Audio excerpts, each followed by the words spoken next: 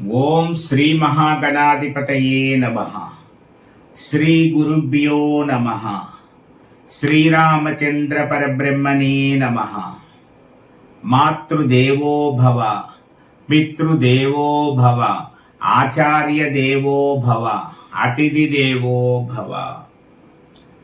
వసుదేవసుతం దేవం కంసచానూరమర్దనం దేవకీ పరమానందం కృష్ణం వందే జగద్గురుం. భగవద్భక్తులారా, అందరం భగవద్గీతను ఒక్కసారైనా విందాం, రోజుకో శ్లోక సారాన్ని తెలుసుకుందాం అనే లక్ష్యంతో అందిస్తున్నటువంటి ధారావాహిక కార్యక్రమంలో ఈరోజు 35వ శ్లోకంలోకి ప్రవేశించాం. అర్జున విషాద యోగం మొదటి అధ్యాయం 35వ శ్లోకం. మరి ముందుగానే క్విజ్ గురించి చెప్పేసుకుందాం.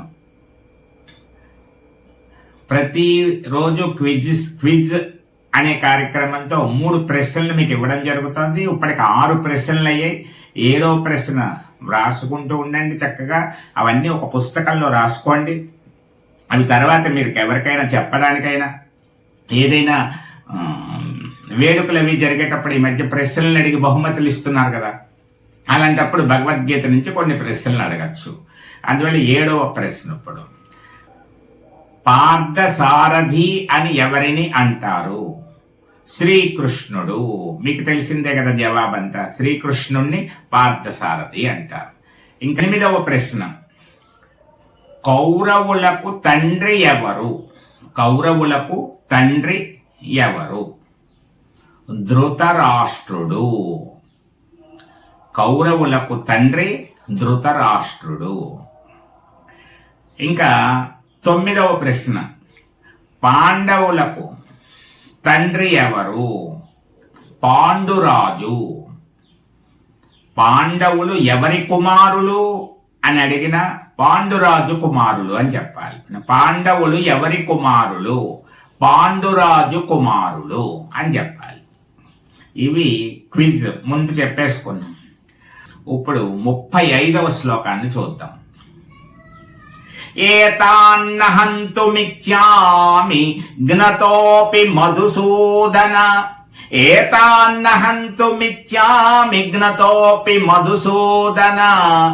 అది మొదటి లైన్. ఏతాన్నహంతుమిచ్చామి జ్ఞతోపి మధుసూదన. రెండవ పాదం చూద్దాం ఇప్పుడు. అపి త్రైలోక్యరాజ్యస్య హేతోః. అపి త్రైలోక్యరాజ్యస్య హేతోః కిం ను మహీకృతే. అపి త్రైలోక్యరాజ్యస్య హేతోః కిం ను మహీకృతే. మొత్తం ఒక్కసారి చూసేద్దాం. ఏతాన్నహంతుమిచ్చామి జ్ఞతోపి మధుసూదన. అపి త్రైలోక్యరాజ్యస్య హేతోః కిం ను మహీకృతే. ఇక్కడ అర్జునుడు శ్రీకృష్ణుడిని మధుసూదన అని సంబోధిస్తున్నాడు ఈ శ్లోకంలో. ఇంతకు ముందు కూడా చెప్పాను, అనేక పేర్లతో అర్జునుడు సంబోధిస్తున్నాడు, అవన్నీ గుర్తు పెట్టుకోండి అంటూ.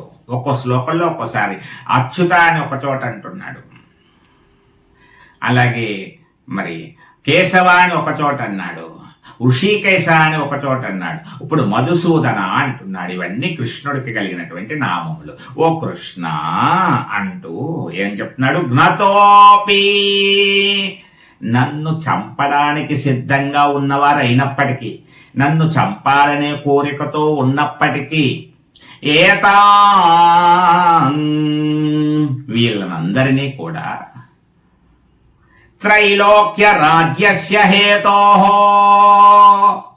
3 రాజ్యాలకి నిన్నే అధిపతిని చేసేస్తాను. 3 లోకాలకి కూడా త్రైలోక్య, 3 లోకాలకి అధిపతిగా నిన్నే చేసేస్తాను అని అన్నప్పటికీ కూడా, నాకు అవకాశం ఇచ్చినప్పటికీ కూడా, అంత ఒక ఏదో ఆఫర్ అంటాను చూసారు, వాళ్ళని చంపేశావంటే ఈ 3 లోకాల ఆధిపత్యం నీకే ఇచ్చేస్తాం అని భూలోకం, పాతాళలోకం, స్వర్గలోకం, పైన ఉన్నటువంటి లోకాలన్నీ కూడా, ఊర్ధ్వలోకాలు, పాతాళ లోకాలు, భూలోకం అన్ని మొత్తం 3 లోకాలు నీకే ఇచ్చేస్తాం అనే అవకాశం ఇచ్చినప్పటికీ కూడా నేను చంపను అంటున్నాడు. హంతు, చంపుటకు నేను ఇష్టపడట్లేదు. అటువంటి 3 లోకాలు ఇస్తేనే వద్దనుకున్న వాడిని కిమ్ను మహీకృతే, ఈ భూమి మీద ఏదో ఈ కురుక్షేత్ర సంగ్రామం అయిన తర్వాత ఈ ఈ హస్తినాపురి ప్రాంతం అంతా కూడా, ఈ రాజ్యం అంతా కూడా పరిపాలించుకునే అవకాశం వస్తుంది అంటే, ఈ భూమి మీద నీకే పెత్తనం వస్తుంది అంటే చేస్తాననుకుంటున్నావా? అదే అక్కర్లేనప్పుడు ఇదంతా అన్నాడు. ఇది అర్జునుడికి వచ్చినటువంటి ఒక వైరాగ్య స్థితి. ఎలాంటి వాడు ఎలా అయిపోయాడో చూడండి. ఒక్కోసారి మనం కూడా ఏమంటాం, ఇష్టంగా లేము ఒక పని పట్ల. సాధారణ కుటుంబాల్లో తీసుకుందాం, ఇష్టంగా లేని పరిస్థితిలో ఉన్నాం. అప్పుడు వాళ్ళు ఏదో చెప్తారు, నీకు ఈ 2000 ఇస్తాను బయలుదేరు అని అన్నారనుకోండి. 5000 ఇస్తానన్నప్పుడే నేను రాలేదు, ఈ 2000కి వస్తాననుకుంటున్నావా అంటే, బంగారు ఉంగరమే ఇస్తానన్నారు ఇందాక, అప్పుడే రాలేదు, ఇప్పుడు దీనికోసం వస్తాననుకుంటున్నావా అంట. ఇంకొకసారి ఎలా ఉంటుంది, వాళ్ళందరూ నువ్వు రాకపోతే కుదరదు, నువ్వు అడగకపోతే కుదరదు, వాళ్ళు లాగేసుకుంటారు, లేకపోతే అంటే లాగేసుకొని నాకు అక్కర్లేదు అంటున్నాను కదా అంటున్నా. మొత్తం వాళ్ళ పేరు మీద రాయించేసుకుంటారా? అంతే, రాయించేసుకొని నాది కూడా కావాలంటే ఇచ్చేస్తాను, నాకు అక్కర్లేదు అంటున్నాను కదా, నేను మాట్లాడను వాళ్ళతో, నేను రాను, అసలు నాకు ఇష్టం లేదు అంటే ఏమైపోయినా పర్వాలేదు, వాళ్ళు చంపేయడానికి సిద్ధంగా ఉన్నారు రా బాబు అన్నా సరే నేను వాళ్ళని ఏం చంపలేను. ఏమి ఇస్తానన్నా నాకు అక్కర్లేదు, వాళ్ళు చంపేసుకొని నన్ను, నేను మాత్రం వాళ్ళని చంపను. ఇది అర్జునుడికి కలిగినటువంటి స్థితి. కొంచెం అటు ఇటులో ఇలాంటి స్థితిలో అప్పుడప్పుడు మానవులందరికీ కలుగుతూ ఉంటాయి కదా. ఏదో విరక్తి కలిగిందనో, వైరాగ్యం వచ్చిందనో, మనసు బాగోలేదనో మనం అందరం అంటూ ఉంటాం. ఇప్పుడు అర్జునుడు అదే పరిస్థితిలో ఉన్నాడు. ఇంకా శ్రీకృష్ణుడు మాట్లాడటం లేదు, ఇంకా చెప్పాలి. తనలో ఉన్నటువంటి ఆవేదన అంతా చెప్పుకుంటూ రావాలి. అంతా అయిపోయి ఇంకా చెప్పడానికి ఏమీ లేదన్న స్థితి వచ్చిన తర్వాత అప్పుడు అతను ఏవే సందేహాలు వెలిగుచ్చాడో వాటన్నిటికీ సమాధానాలు ఇచ్చుకుంటూ అతన్ని మళ్ళీ యుద్ధం వైపుకు మళ్లించాలి, యుద్ధం చేసేటట్టుగా చెయ్యాలి. ఇక్కడ చాలా మంది ఒక విమర్శ, యుద్ధం చెయ్యనన్నటువంటి వాడి చేత యుద్ధం చేయిస్తానంటున్నాడు శ్రీకృష్ణ పరమాత్మ. భగవద్గీత అంటే అదే కదా, నేను యుద్ధం చేయనురా బాబు, వీళ్ళెవరిని చంపను అంటే నువ్వు చంపి తీరాలి అంటూ తయారు చేశాడు. ఇంకా భగవద్గీత ఏమి గొప్ప గ్రంథము అంటున్నాడు. ఊరికనే పైన వినేవాడికి ఎలా ఉంటుంది, అసలేమి వినటువంటి వాడి, అవును కరెక్టే కదా, వాళ్ళు ఎంత బాగా చెప్పారో, వాళ్ళు చెప్పిన దాంట్లో పాయింట్ ఉంది కదా అని ఆలోచించి ఇంకా భగవద్గీతకు దూరం అయిపోతాం మనం.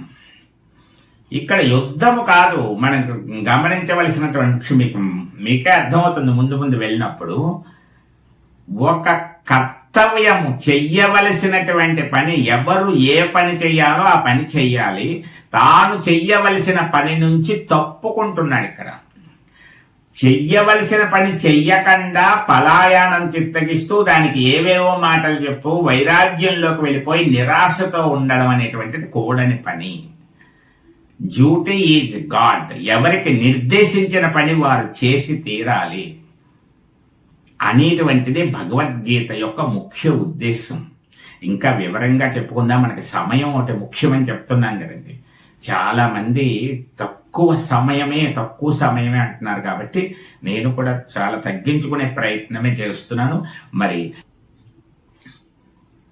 ఇంతకుముందు ఆది వరాహ పురాణం నుంచి తెలుసుకున్నాం. ఇప్పుడు మహాభారతంలో భగవద్గీత ప్రాశస్త్యాన్ని ఎలా చెప్తున్నారో ఒక్క శ్లోకం విన్నాం ఇంతకు ముందు. ఎటువంటి భయములు పొందనటువంటి వాడై విష్ణు పదాన్ని పొందుతాడు భగవద్గీతను ప్రయత్నపూర్వకంగా నేర్చుకుంటే అని. ప్రయత్నపూర్వకంగా మాకు కావాలి భగవద్గీత, మేము నేర్చుకుంటాం, మేము తెలుసుకుంటాం అనే ఉద్దేశంతో వచ్చినటువంటి వాడు విష్ణు పదాన్ని పొందుతాడు. ఎంత అవకాశం వచ్చిందో చూడండి. లక్షల సంవత్సరాలు తపస్సు చేసిన దర్శనమే లభించినటువంటి అవకాశం ఇవ్వనటువంటి శ్రీ మహావిష్ణువు నువ్వు భగవద్గీతను నేర్చుకున్నట్లయితే నీకు విష్ణు పదాన్ని ఇస్తాను అంటున్నాడు. ఎంత అవకాశం చూడండి. ఇప్పుడు ఒక రెండవ శ్లోకం చూద్దాం. గీతాధ్యయనశీలస్య ప్రాణాయామ పరస్య చ నైవ సంతి పాపాని పూర్వజన్మ కృతాని చ. గీతాధ్యయనము చేయువానికి, ప్రాణాయామము సలుపువానికి పూర్వజన్మములందు చేయబడినటువంటి పాపములన్నీ నశించును. ప్రాణాయామం చేసే అలవాటు ఉన్నటువంటి వారికి, గీతాధ్యయనము చేసేటువంటి వారికి పూర్వజన్మలలో చేసినటువంటి పాపములన్నీ నశిస్తాయి అని భగవద్గీతలో స్పష్టంగా చెప్పబడింది. అంటే మనం చేసిన పాపముల యొక్క తీవ్రతనంతటిని తగ్గించుకోవడానికి, వాటిని పూర్తిగా నిర్మూలించుకోవడానికి ఒక అవకాశం ఎవరిస్తున్నారు అంటే గీతా పారాయణ ద్వారా, గీతను వినడం ద్వారా, అది ప్రయత్నపూర్వకంగా భక్తితో శ్రద్ధతో వినడం ద్వారా శ్రీకృష్ణ పరమాత్మ మనకు అనుగ్రహిస్తున్నాడు. మరి మీ అందరికీ కూడా అవన్నీ వివరంగా వాళ్ళ యొక్క భావాలతో కూడా కొంత మొదటి అధ్యాయం అయ్యాక తెలియజేస్తాను. మరి ఈ సందర్భంగా మీ అందరికీ ఒక ముఖ్యమైన విషయం ఏమిటంటే, చాలా మంది కొంతమంది తప్పనిసరిగా భగవద్గీతను రోజు కూడా క్రమం తప్పకుండా వింటున్నారు. ఒక్కొక్క శ్లోకమే కదండి వింటున్నామని, ఇంకా 5-6 చెప్పినా పర్వాలేదండి అంటున్న వాళ్ళు ఉన్నారు. కానీ ఇది ఒక టానిక్ లాగా కొద్దిగా తీసుకుందామండి అని చెప్పడం జరిగింది. దేశ విదేశాల్లో కూడా కొంతమంది ఈ భగవద్గీతను అనుసరిస్తూ మాకు వివరంగా ఉందండి అని చెప్తున్నారు. చాలా సంతోషం. అంతా ఆయన చెప్పిస్తున్నటువంటిది. ఇది నేను కూడా చేస్తాను. మీ అందరికీ కూడా ఆ శ్రీకృష్ణ పరమాత్మ అనుగ్రహం లభించాలని కోరుకుంటూ, సర్వే జనా సుఖినో భవంతు, లోకా సమస్తా సుఖినో భవంతు.